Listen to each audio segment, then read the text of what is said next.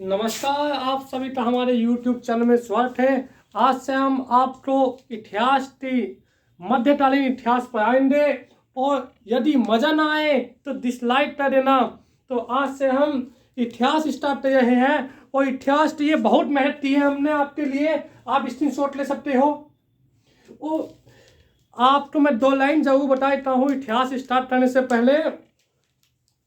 जिसने तुम्हें पनाह दिया सर कलम तुमने उसीटा दिया, नाम मिटा दिया पुराना और नाम जमा दिया अपना। इतिहास में ऐसे ही हुआ है, जिसने जिसको पनाह दिया है और सर कलम उसने उसका ही दिया है, बाद में पुराना नाम हटा दिया और अपनी डायरेक्टनी जमा दी, अपना राजवंश जमा दिया। तो हम इतिहास का मध्यकालीन इतिहास चालू करने वाले हैं। तो देख लीजिए, सबसे पहले जो हम स्टार्ट किए हैं दिल्ली सल्तनत। दिल्ली सल्तनत जो है 320 वर्षों से 320 वर्षों तक दिल्ली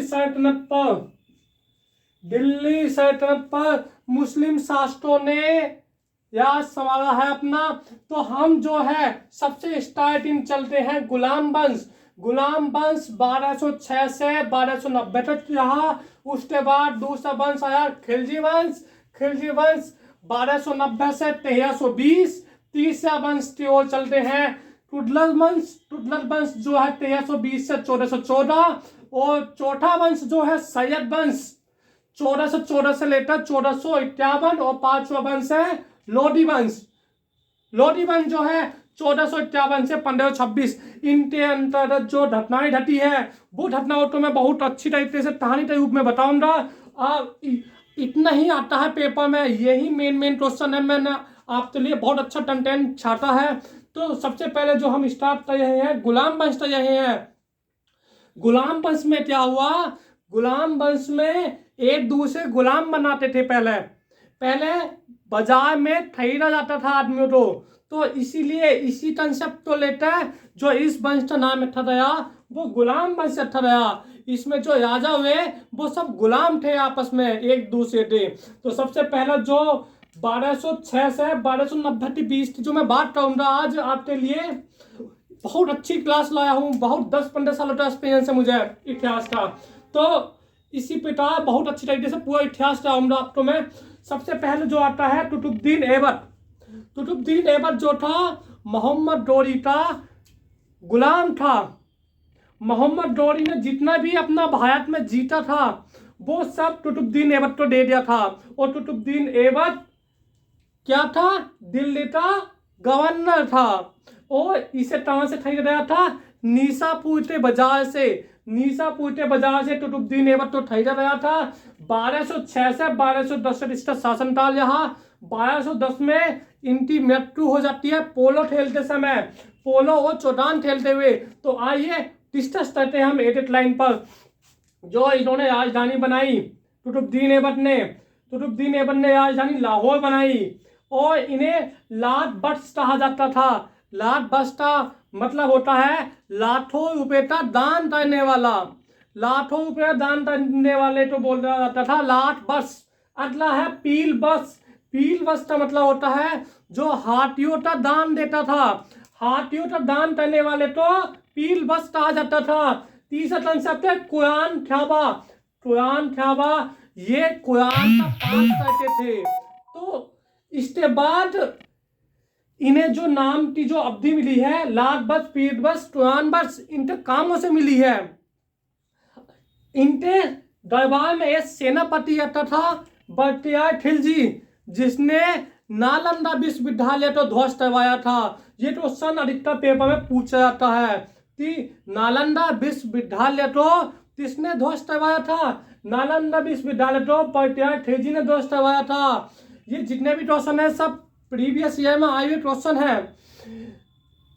कुतुबुद्दीन ऐबक ने तूबत उल इस्लाम मस्जिद का नाम है, तूबत उल इस्लाम मस्जिद का निर्माण करवाया। पूछ लिया जाता है तूबत उल इस्लाम मस्जिद कहां पर है, दिल्ली में। किसने बनवाई, कुतुबुद्दीन ऐबक ने। अगला है अजमेर में कौन सी मस्जिद बनाई कुतुबुद्दीन ऐबक ने, 2.5 दिन का झोपड़ा। क्वेश्चन पूछा जाता है कि अढ़ाई दिनका झोपड़ा किसने बनवाई है? अजमेर में बनवाई है कुतुबुद्दीन ऐबक ने। अगला है कुतुब मीनार। दिल्ली की जो कुतुब मीनार है उसका जो निर्माण स्टार्ट करवाया था वो कुतुबुद्दीन ऐबक ने करवाया था। और वो किसके नाम पर रखा था?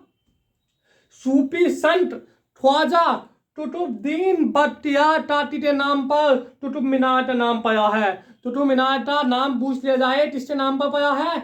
महान सूफी संत कुतुबुद्दीन बख्तियार काकी। अच्छा, इनकी मृत्यु कैसे हुई? चौडान खेलते हुए, पोलो खेलते हुए, घोड़े पर से गिरकर। पहले घोड़े पर बैठकर चौडान खेला जाता था, पोलो खेला जाता था। और भैया इन्होंने कभी भी सुल्तानती अवधि पदअवधि इन्होंने ढाई नहीं थी। सुल्तानती अवधि जो इन्होंने तय है वो मलिक और सीपर सलाहियती अवधि इन्होंने पदअवधि इन्होंने ढाई दी है। बस यही क्वेश्चन मैंने लिखे हैं, आप इसे कंटेंट टाइटल से याद कर लीजिए। और अगला इसके बाद जो इनकी मृत्यु हो जाती है पोलो खेलते हुए, इनका लड़का आता आयाम शाह। आयाम शाह एक अयोध्या व्यक्ति था और इसी चीज का फायदा उठाकर इन्होंने अपनी एक दामाद था, इनका दामाद का नाम था इल्तुतमिश ने इस चीज का फायदा उठाकर आयाम शाह को दिल्ली की गद्दी से हटा दिया और उसको मरवा दिया। उसके बाद अपने आप बैठ जाता है इल्तुतमिश। जिस समय कुतुबुद्दीन ऐबक की मृत्यु हुई थी उस समय बदायूं का गवर्नर था। ये बदायूं का गवर्नर था। तो इन्होंने जो शासन किया 1210 से 1236 तक, तो इनका जो माना जाता है वास्तविक संस्थापक, दिल्ली का वास्तविक संस्थापक कौन था? दिल्ली का वास्तविक संस्थापक इल्तुतमिश था। इन्होंने सुल्तान की पदअवधि ढाई दी थी। इन्होंने इक्ता प्रणाली चलाई। इक्ता प्रणाली में क्या होता था? जो इनके सैनिक और गैर सैनिक अधिकारी जो थे उनसे नकद वेतन पर भूमि दे देते थे।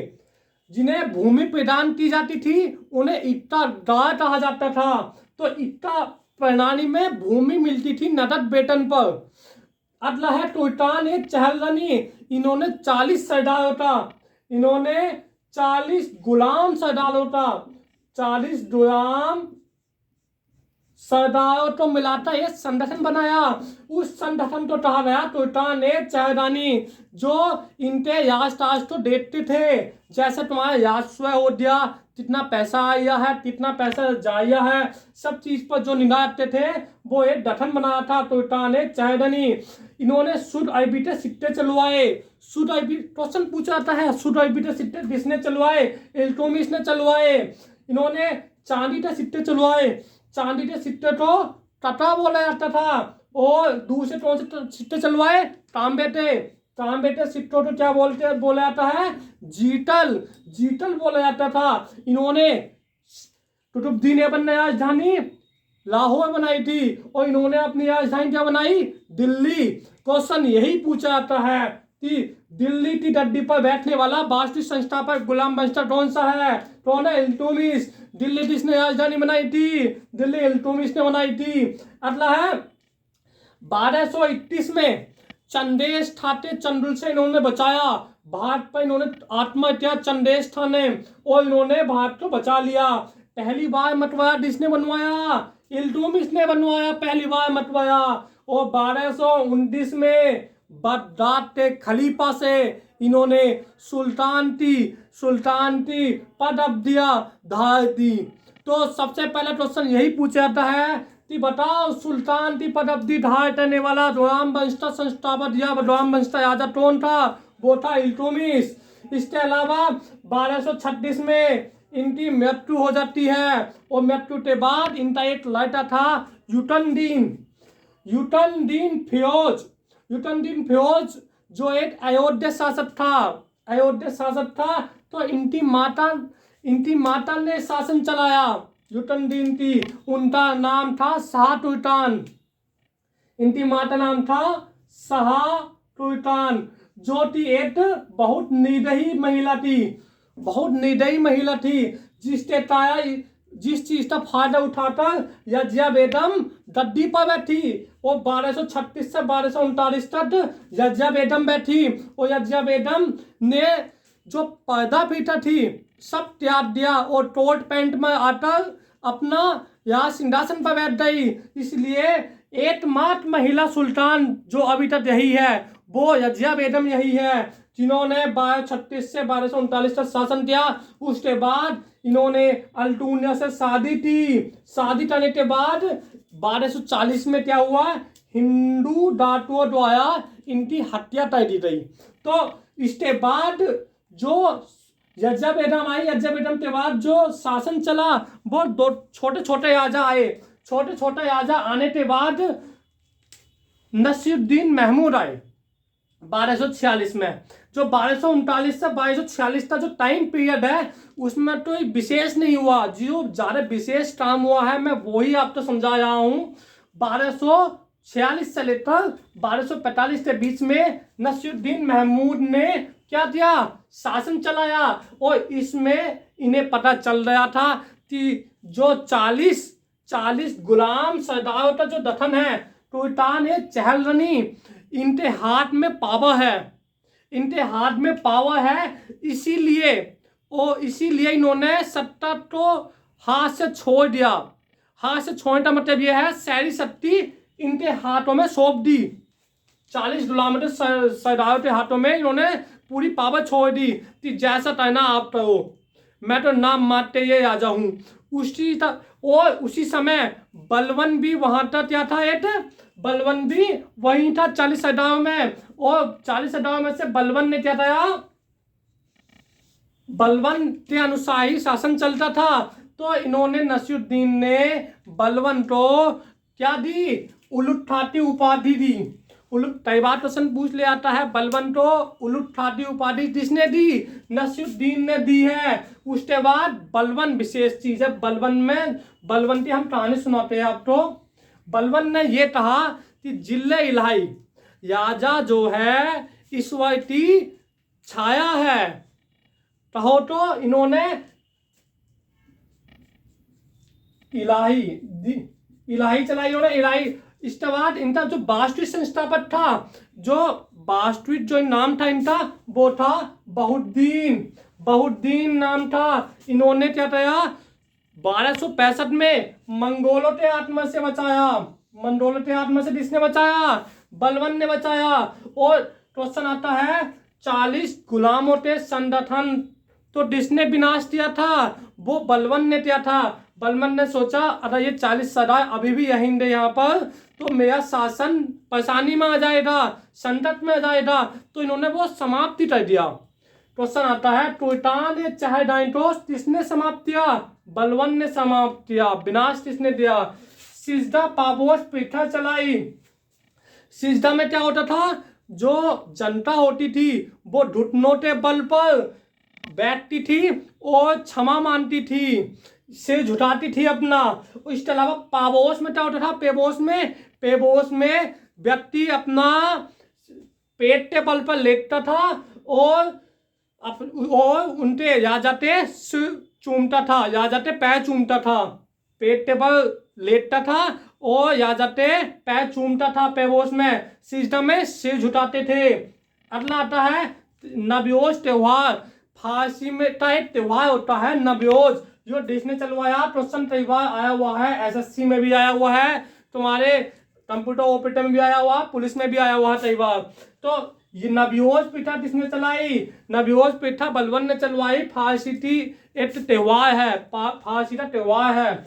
इसके दरबार में, बलवन के दरबार में अमीर खुसरो, अमीर हसन जैसे फारसी कवि आते थे। इसके अलावा इन्होंने जो बलवन ने शत्रुओं के विरुद्ध कौन सी नीति अपनाई थी, लोह और यत्न की नीति। खून ठयावा, अगर कोई ऐसा ना माने तो तलवार निकाल दो अपनी, खून ठयावे वाली नीति अपनाई थी, लोह एंड यत्न की नीति। इसके बाद 1287 ईस्वी में इनकी मृत्यु हो जाती है। इनकी मृत्यु के बाद इनका पोता टेटुवाड बनता है, इंटरपोर्टर टेटुवाड बनता है 1287 से 1290 तक, परंतु उसे लटवा अट जाता है, और लटवा अटने के कारण स्टीवी मृत्यु हो जाती है। इसका छोटा लाइटा एटी लाइटा था, वो तो शिशु जिसका नाम था कैमुस। अमीरों ने टूटों ने उसे बैठा दिया गद्दी पर जलालुद्दीन ने इसका फायदा उठाकर उसकी हत्या कर दी। तो क्वेश्चन पूछा जाता है गुलाम वंश का अंतिम राजा का नाम क्या है, वो है कैमुस। कैमुस कैमुस जो था अंतिम राजा था गुलाम वंश का। तो 11 शासक रहे हैं, इसमें से तीन ही गुलाम रहे हैं। पहला गुलाम कुतुबुद्दीन ऐबक, दूसरा गुलाम इल्तुतमिश, तीसरा गुलाम बलबन। ये 3 गुलाम रहे हैं। और गुलामों का गुलाम किसे कहा जाता है, क्वेश्चन पूछ ले जाए तो इल्तुतमिश तो कहा जाता है गुलामों का गुलाम, क्योंकि ये कुतुबुद्दीन ऐबक गुलाम था और फिर इसका भी गुलाम कौन हो गया, इल्तुतमिश। तो गुलामों का गुलाम कौन हुआ, इल्तुतमिश। तो सबसे ज्यादा जो भूमिका मानी जाती है वो इल्तुतमिश की मानी जाती है, और इल्तुतमिश को वास्तविक संस्थापक माना जाता है।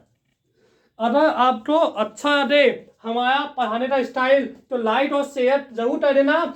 हमने अपनी बहुत मेहनत से कंटेंट बनाया है आपके लिए, सभी एग्जामों के ये गुलाम वंश बनाया है। तो आप इन्हीं कंटेंट को याद कर सकते हो और स्क्रीनशॉट ले सकते हो। इसलिए जय हिंद जय भारत।